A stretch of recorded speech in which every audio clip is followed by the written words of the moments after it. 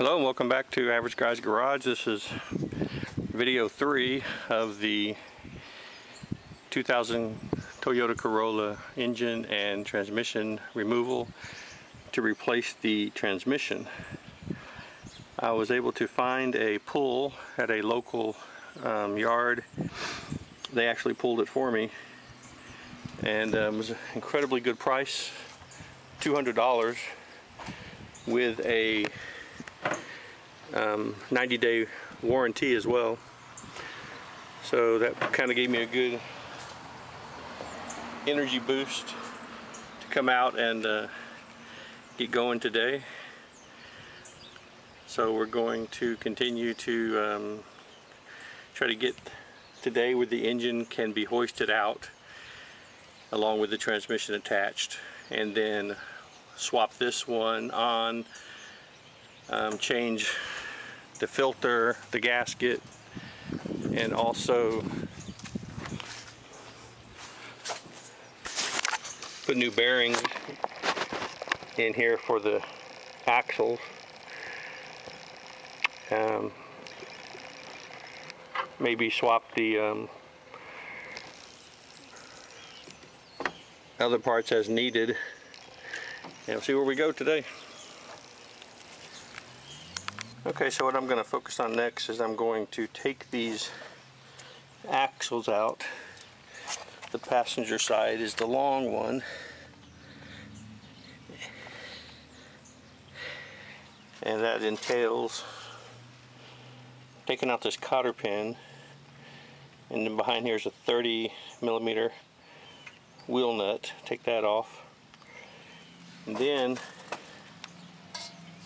remove this nut off the bottom of the steering. We should then be able to turn the wheel and release the axle here from the steering, and then I've been reading a little bit about getting it out of the transmission is to take a crowbar and pull it out. So we're going to do those steps.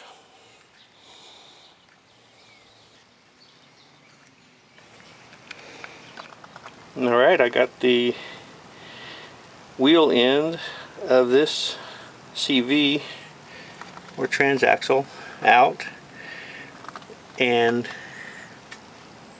the way I got it out, I didn't take off this steering column ball joint or tie rod end. I loosened the two here from the strut, then down below there's 3 bolts here that release the ball joint without having to take the ball joint off on the Toyotas. Took those off,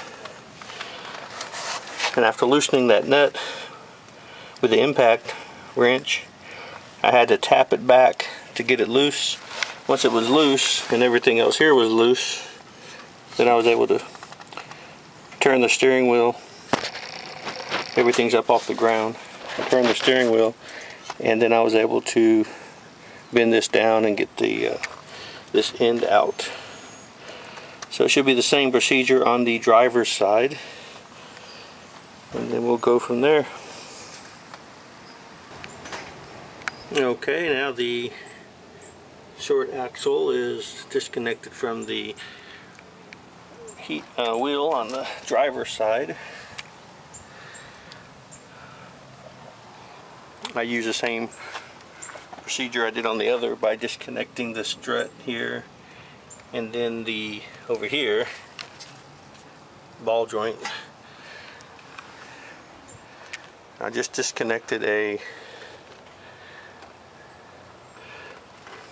ground cable right here that sits on top of the transmission, and that goes back over here. Just get this out of the way. Part of the negative terminal. Okay, so I'm still at a standstill of how to disconnect the motor mounts now. I was able to disconnect this one okay. See the screw is out of the bolt is out of the cross member there. I should be able to get to that bolt.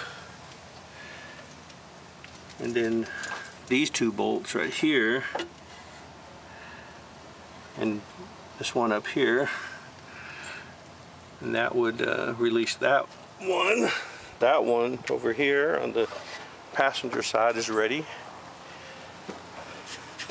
But it's the one back here that's I'm wondering how to get to.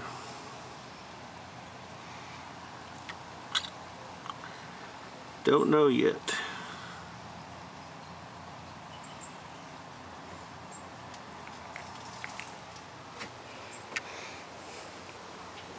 I was wondering if there's just a way to, now that everything is disconnected from the transmission, to remove these bolts from the bell housing and then lower just the transmission, because there's a couple of placement pins only about 1/4 of an inch, maybe 3/8, that seat the bell housing to the engine. So if there was a way to just lower the transmission down.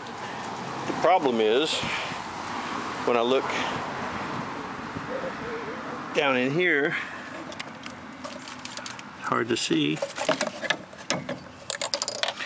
but the transmission is mounted down in here. Is mounted to the rear engine mount as well. Let me show you that on the replacement transmission. Talking about right here, there's 3 mounting points.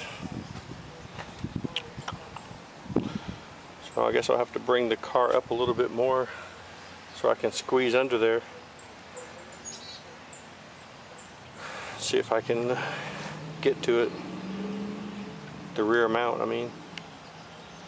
Well, that'll be video number 4, because I've spent most of the day getting these transaxles out.